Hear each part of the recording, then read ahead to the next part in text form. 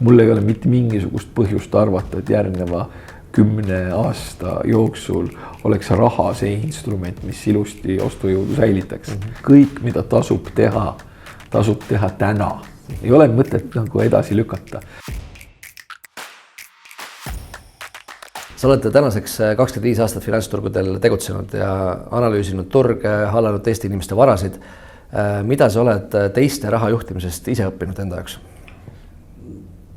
See on selles mõttes huvitav, et kui ma nüüd mõtlen nagu sellisele üldisele kogemusele, siis see, kuidas inimesed riske tajuvad, on hästi huvitav. See on hästi huvitav just nimelt selles mõttes, et näiteks oma äris, kui on oma äri, siis on võimalik nagu sisuliselt kohe peale vaadata, saad aru, et võetakse nagu kohutavates kogustes riske.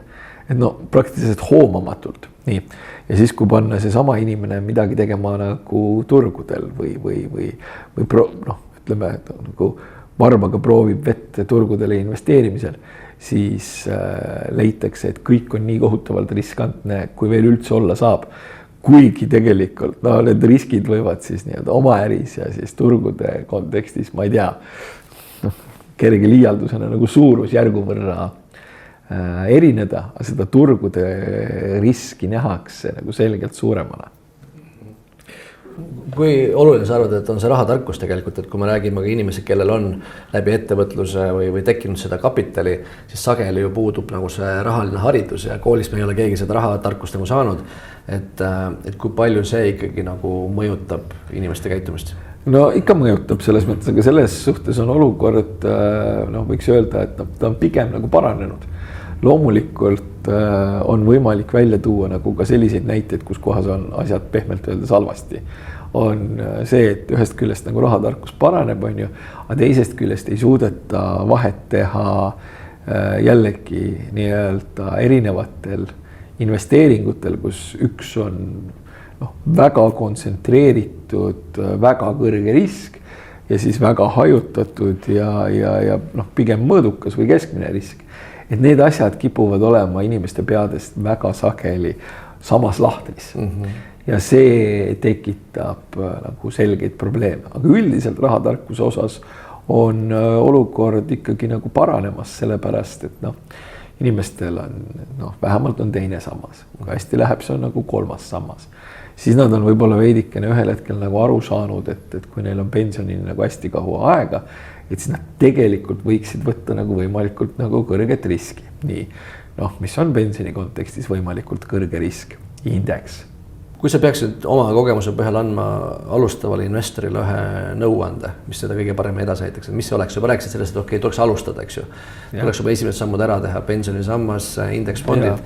Mis see nõuanne veel võiks olla neile, kes seal kõhklevad ja kahtlevad, kas ma peaks investeerima?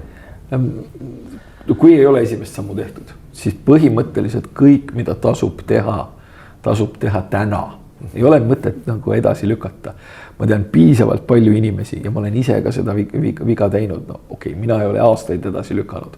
Ma olen lükanud nädalaid ja kui nädalaid ja kuid põhimõtteliselt midagi edasi lükata, siis jääb lihtsalt midagi saamata. Kõik, mida tasub teha täna. Mul on siin pikaajalisi sõpru ja kolleege, kes põhimõtteliselt on täiesti rahulikult kerge muigega öelnud, et osta tuleb siis, kui Koppel ütleb, mitte siis, kui Koppel ise ostab. Sest selle ise ostmiseni võib nagu natuke liiga palju. Ühesõnaga, tasub alustada täna ja teine asi on võib-olla see, et see on ütleme juba selline minu isiklik seisukoht ja võib-olla mõningate inimeste riskitaluvusega nagu nii hästi kokku ei lähe, aga mul ei ole mitte mingisugust põhjust arvata, et järgneva 10 aasta jooksul oleks raha see instrument, mis ilusti ostujõudu säilitaks. Mis siis tähendab seda, et mingit riski tuleb ikkagi võtta, kui on tahtmine oma säästude ostujõudu säilitada ja tegelikult ka veidikene lühemas perspektiivis, kui me võtame siin mingisugust 3-5 aastat, siis ma isegi olles nagu riskikartlik, siis ma sellise akkumulatsioonivahendiks valiksin midagi muud kui raha. Kui palju sa ise oled üldse oma isiklikku varade portfelli loonud, et sellel ajal, kui sa teiste raha juhtisid, et kas sa mõtlesid ka oma portfelli ehitamise peale ja milline siis võib-olla sinu selline varaklasside eelistused on olnud? Loomulikult portfell on ja kui me nüüd mõtleme mingisugustesse sellistesse nii-öelda riskikategooriates, siis tunnistan ausalt, et enamuse ajast olen ma nagu riski osas selgelt julgem, kui seda saab olla klientide rahaga, sest klientide rahal on ikkagi nagu väga selge raamistik. No, oletame, et klientide nii-öelda, ma ei tea, kõige kõrgem riskitase on näiteks 4 või 5, no siis mina olen oma riskitasemel kuskil 6 või 7. Kas see on andnud mulle mingisugust märkimisväärset nagu eelist?